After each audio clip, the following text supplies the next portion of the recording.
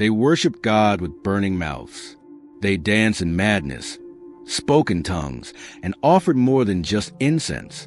To us, they sound like monsters. To them, they were sacred. Across the ancient world, there were cults so strange, so terrifying, that history tried to erase them. But their ruins remain, their symbols linger, and their stories still whisper from beneath the dust.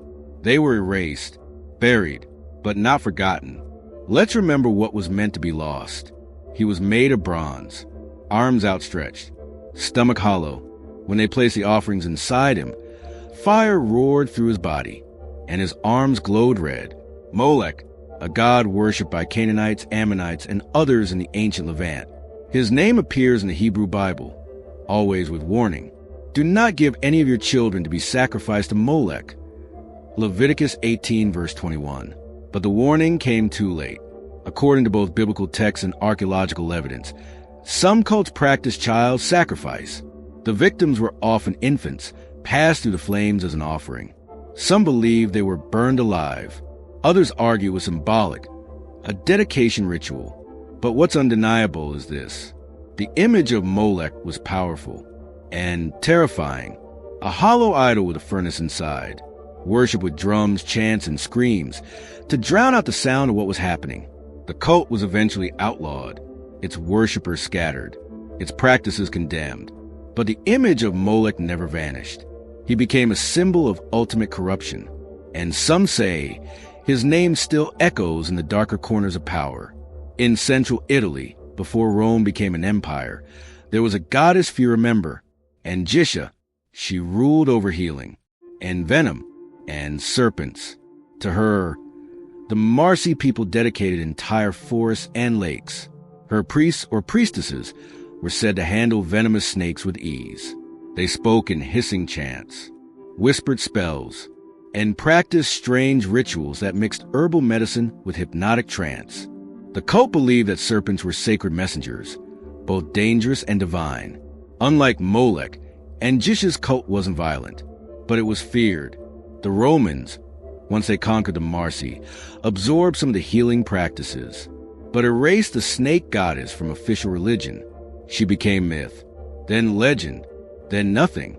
Yet in some rural Italian traditions, healers still speak of serpent magic, and some ruins still bear her name. Today, Dionysus is remembered as the god of wine, festivity, ecstasy, but that version is sanitized. In the older cults, especially in rural Greece and southern Italy, Dionysus was something else. He was the god who came in madness. His worshippers, the Maenads, were women who left their homes, their families, their names, to follow him into the wild. They danced in frenzy. They drank blood from sacrificed animals.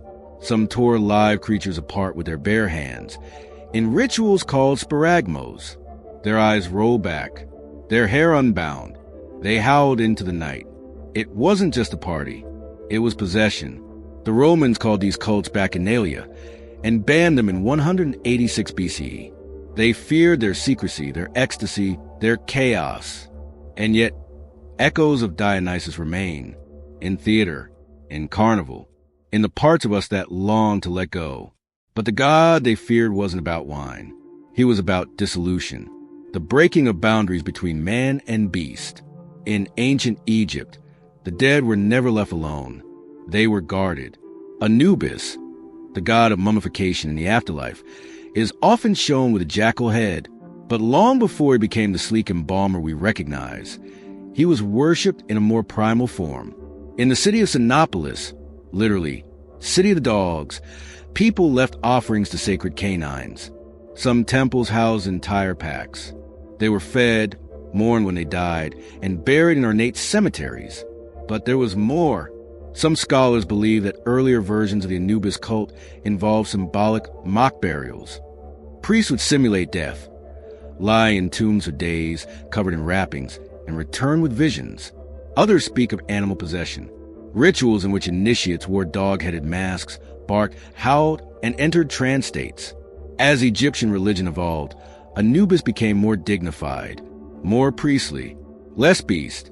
But in Sinopolis, he was raw, closer to the animal, closer to the underworld, and perhaps closer to the truth they feared. To the Greeks, the Thracians were wild, uncivilized, barbaric, but the Thracians had a god the Greeks couldn't ignore. Zalmoxis. He lived underground, promised immortality, and asked for proof of faith. His priests believed that death was an illusion, so to show their devotion, some of them would leap onto spears, believing they would not die. The Greeks were horrified, but also intrigued. Zalmoxis taught that the soul survives the body, that life continues in a hidden world, and that true wisdom comes through descent. Some accounts say he was a man, others a god, others a prophet who vanished into a cave and returned 3 years later. His followers held secret rites in mountain caverns. They fasted, danced, slept in tombs, and waited for visions. Eventually, the cult faded. Thrace was conquered, its gods replaced. But the idea that death can be overcome didn't die. These cults weren't forgotten by accident. They were erased by conquering empires, by organized religion, by the slow push of civilization. Some were too violent, too chaotic, too strange. Others were too close to something deeper, a truth about the boundary between human and divine, a boundary we spent centuries trying to control. But beneath temples and tombs, behind myths and legends, their shadows remain.